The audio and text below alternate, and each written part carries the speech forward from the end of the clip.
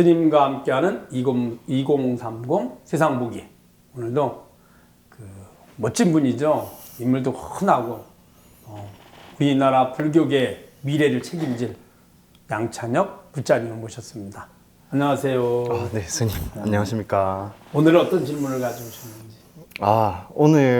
오늘도 네. 제가 아주 신박한 그 고민을 가지고 왔습니다. 어떤 고민이세요? 지금 제 주변 친구들 20대 후반에서 30대 초반 정도 되는 제 또래 친구들이 지금 이제 취업도 하고 또 직장도 다니고 그렇죠. 또 결혼도 이제 하게 되면서 갖가지 이 스트레스를 받고 있습니다.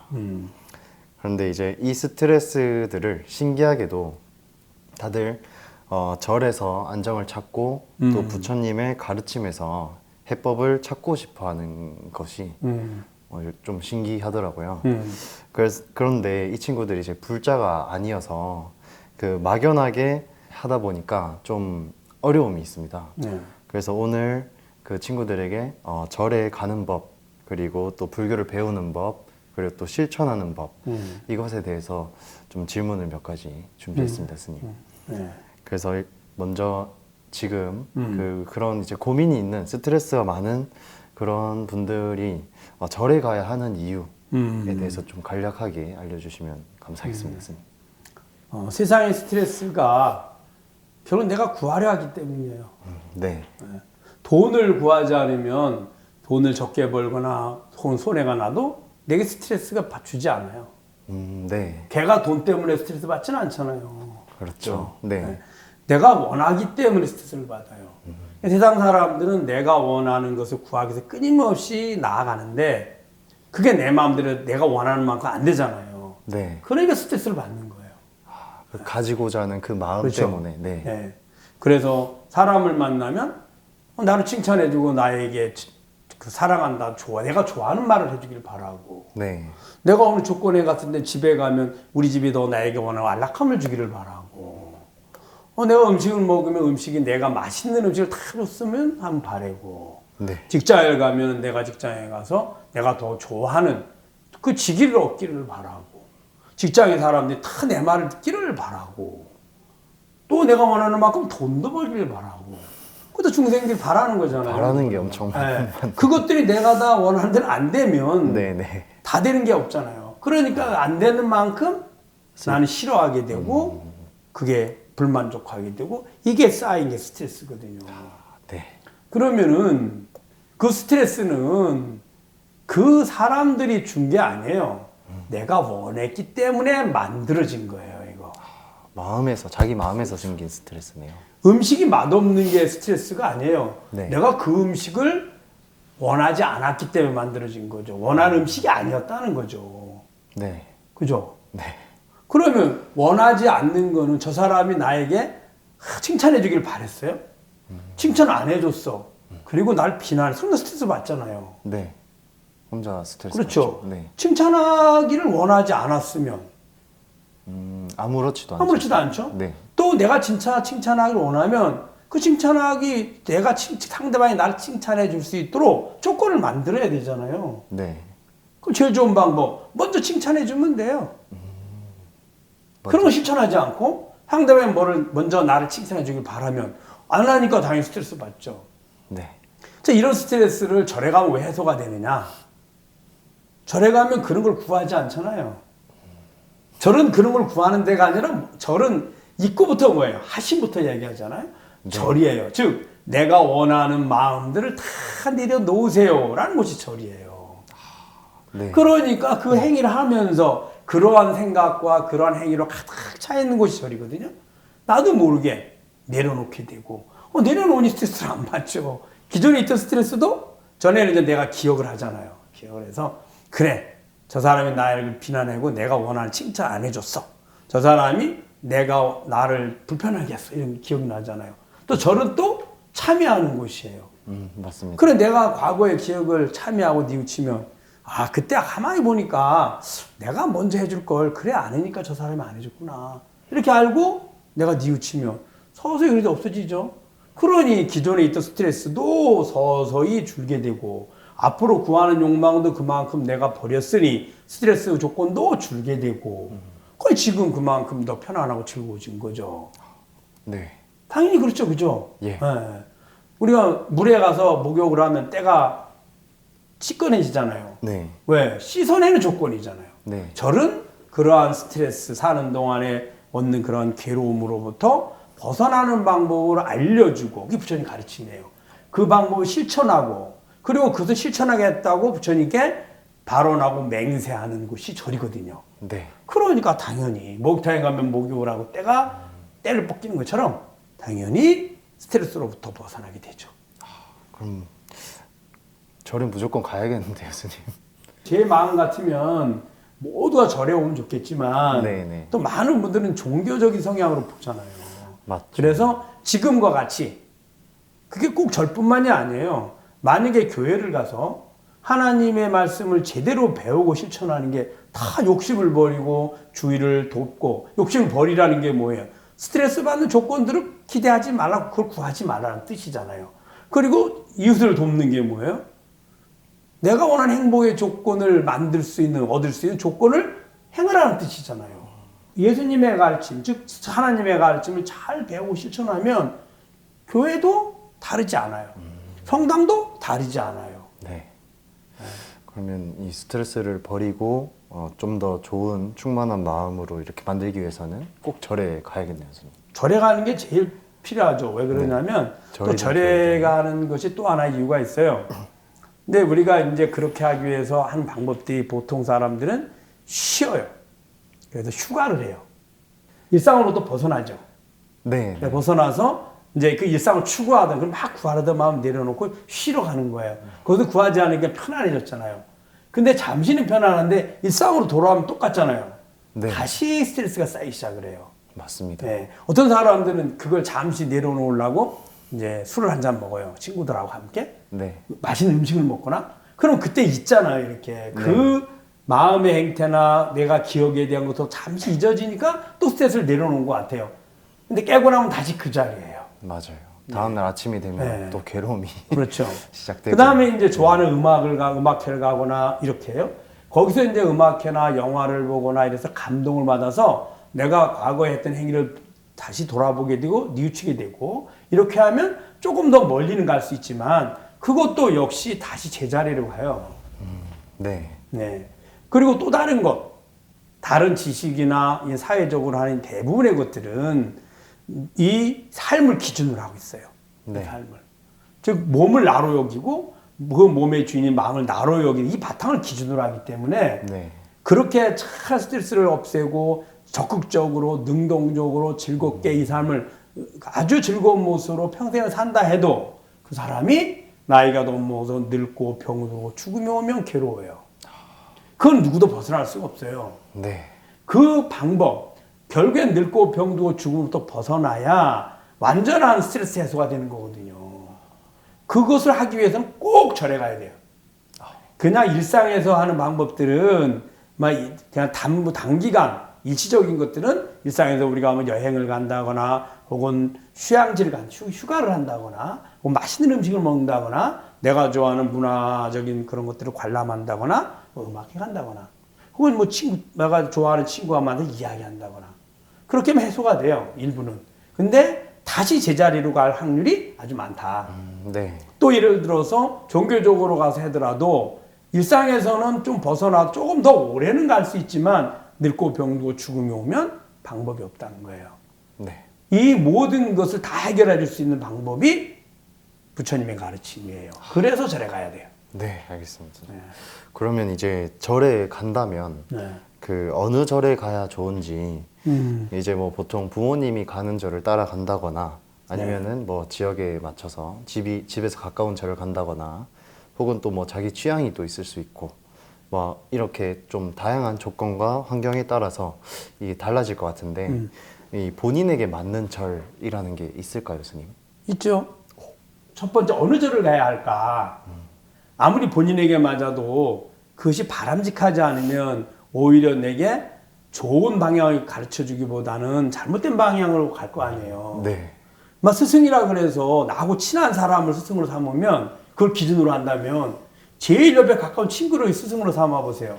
아. 그러면 그 사람을 배우면 그 사람은 바른 지혜와 지식이 있고 훌륭한 삶이라면 배우면 되지만 그렇지 않을 경우는 잘못 가잖아요. 맞습니다. 그러니까 어느 절을 갈 거냐에 따라서 제일 중요한 거는 그것을 가르침을 주는 거기에 종교적인 성직자나 지도자나 혹은 스님들이 바른 가르침을 주느냐예요. 바른 지혜를.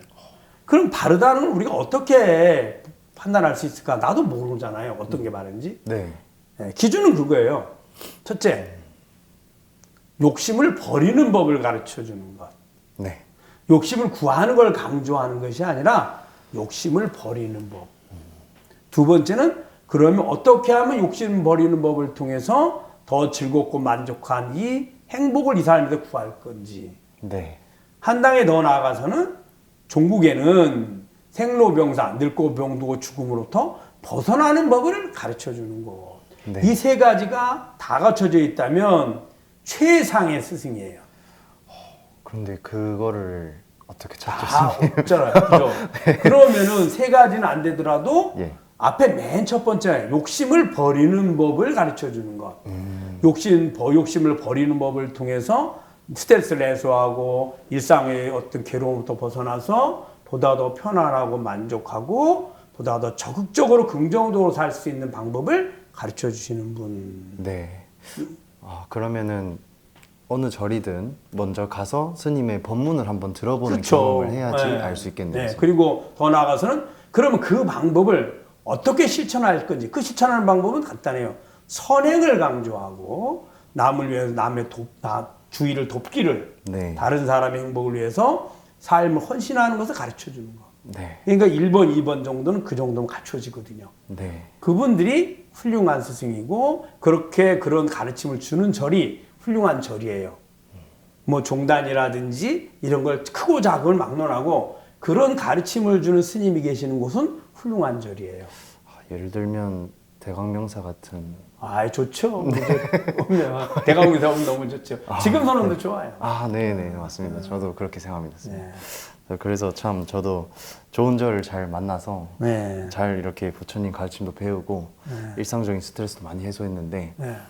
그 다른 분들도 좀 좋은 인연이 돼서 그렇게 자기에게 맞는 절을 꼭 이렇게 갔으면 좋겠습니다, 선생님. 네. 그래서 이제 불교의 가르침을 그러니까 부처님의 가르침을 이제 배워야 이제 지혜도 얻고 또 그 속에서 이제 스스로가 삶을 변화시킬 수 있지 않습니까, 스님? 그렇죠. 그래서 지금 불교를 배우고 싶고 공부하고 싶은 그런 친구들이 있는데 만약에 공부를 한다면은 어디서 어떻게 시작을 하면 좋은지 알려주시겠습니까, 스님? 첫째는 배워야 되잖아요. 네. 배우지 않으면 알 수 없으니 배우는 방법이 말씀드린 것처럼 충분히 정보를 검색하고 찾아서 네. 그래서 이분이 훌륭한 스승이다. 훌륭한 스님이다. 네. 꼭 스님이 아니더라도 훌륭한 부처님을 가르쳐 주시는 분들 그 네. 기준은 욕심을 버리는 법 그리고 선행하는 것을 강조하고 그것을 많이 가르쳐 주시는 법 네. 이런 것들 배우는 거예요. 네. 더 나아가서 뭐 아까 말한 최상은 해탈 열반의 법까지 가르쳐 주면 좋겠지만 그런 분은 드물고 또 나는 아직 모르니까 그걸 이해하기 쉽진 않아요. 그래서 네. 최소한 두 가지 욕심 버리는 법, 그 다음에 선행을 많이 강조하고 실천하는 법을 가르쳐 주시는 분 이걸 배우고 그 다음에 이제 그럼 어떻게 배우느냐 배운 것을 내가 지금 행하는 내 삶에 비교해 보는 거예요. 네. 그걸 암기하거나 이해하고 이렇게 하는 것보다 제일 중요한 건 그래 부처님 법은 이렇게 말씀하셨고 저분 스승님은 저렇게 말씀하시는데 그럼 나의 삶은 어떤가 끊임없이 나와 비교해서 분석해 보는 거예요. 그래서 내 삶의 고칠 점을 내가 부처님 법과 다른 점들 네. 그것들 하나하나 교정해 가는 거예요. 고쳐가는 거예요. 이게 최고의 방법이에요. 정말 좋은 방법 같습니다. 부처님도 그렇게 하라고 가르쳐 준 거예요. 열심히 많이 해서 박사학위 따고 불교학의 대가가 되라고 가르쳐 준 게 아니고 네. 또 열심히 배워서 남을 가르쳐 주라고 가르쳐 준 게 아니라 네. 본인이 직접 본인의 삶을 변화시켜 가는 거예요. 지금 내 삶의 행태들, 내 마음, 내가 마음 따라 행위를 하고 그 다음에 내가 대상들을 구하려고 할 때 나는 어떻게 하고 있는지 부처님은 그 부분을 어떻게 가르쳐 주셨는지 항상 비교해 보는 거예요. 네. 그래서 교정에 가고 그게 내가 충분히 알게 되고 경험했으면 그러면 내 주위에 필요한 사람들 내가 몰랐을 때 고통받고 스트레스 받았잖아요. 힘들어했잖아요. 네. 그분들의 그 방법을 알려주는 거죠. 경험을. 네, 네. 이게 이제 부처님의 전법이에요. 그러면 이제 좋은 가르침을 받고 또 지혜를 얻었으면 그걸 이제 실천하는 게 그렇죠. 가장 실천해야 중요하네요. 그러면 그 일상 속에서 좀 쉽게 실천할 수 있는 것들이 무엇이 있을까요, 스님? 그 첫째는 부처님이 아주 일상에 비교해 본다 그랬잖아요. 네. 비교해 보는데 이제 제일 좋은 방법이 하나가 첫째는 내가 지금 여기에서 우리는 지금 여기라고 하잖아요. 현재. 네. 그 현재라는 곳에는 중심이 뭐가 있냐면 몸이 그곳에 있어요. 몸이. 몸. 네. 그 이유는 내 몸을 나로 여겼기 때문이에요. 네. 몸이 그곳에 있는 곳이 지금 여기예요. 그럼 지금 여기 몸이 거기는 목적이 있잖아요. 목적. 네. 항상 목적이 있어요. 우리는 네. 왜 거기에 내가 와 있는지. 맞습니다. 네. 그 목적은 행복을 위해서예요. 나의 행복을 위해서. 그럼 나의 행복을 위해서 몸이 그곳에 갔다면 뭔가 행위를 하려고 와 있는 거잖아요. 네. 그러면 그 첫째는 내가 있는 곳, 내 몸, 그 다음에 나의 행위들을 그걸 지켜보는 거예요. 놓치지 말고.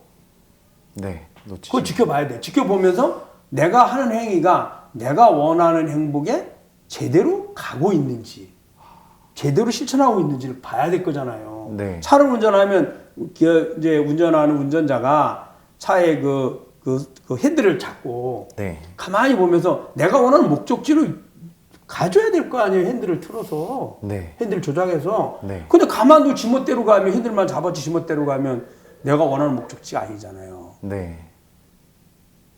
행복도 같아요. 그래서 항상 내가 있는 지금 여기에 우선 집중을 해줘야 돼요. 네. 그 지금 여기는 몸이 있는 곳이고 몸이 행위를 하게 되는데 그 행위가 내가 원하는 행복에 바르게 가는지. 네. 바르게 안 가면 목적지가 틀렸다거나 혹은 나의 행위가 잘못된 거잖아요. 그럴 때 부처님의 가르침을 통해서 계속 비교해 보는 거죠. 네. 예.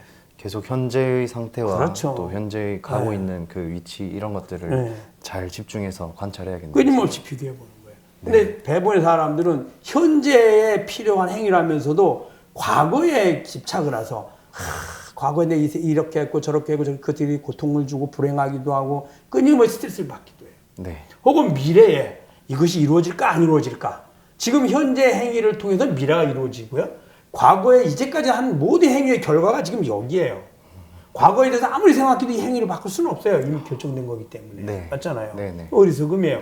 현재, 지금, 내 행위, 그 다음에 내가 원하는 목적지인 행복. 이것을 끊임없이 관찰하되 부처님의 가르침을 통해서 분석해 봐야죠. 그렇게 항상 깨어 있는 것이 그렇죠. 곧 실천이다. 네. 네. 그게 가장 중요한 부처님의 가르침의 실천 방법이에요. 네, 알겠습니다. 선생님. 그럼 이제 마지막으로 네. 이렇게 삶에 치이고 또 스트레스를 많이 받은 그런 이제 젊은 친구들에게 좀 응원의 메시지 한번 해주실 수 있나요? 선생님? 응원의 메시지요. 네. 네, 첫째, 우리 힘들고 어렵고 고통받고 스트레스 받고 있는 우리 2030 청년 여러분, 여러분들은 이 우주에서 가장 완전한 행복의 주인공입니다. 그런데 문제는 내가 그 주인공이라는 걸 내가 모르고 있어요. 그 주인공을 내가 알기만 하면 됩니다. 내가 따로 구하거나 뭐가 부족해서가 아니고 지금 현재 가장 완전한 행복의 주인공이라는 사실, 단지 내가 모르고 있다는 사실을 꼭 기억하시기 바랍니다.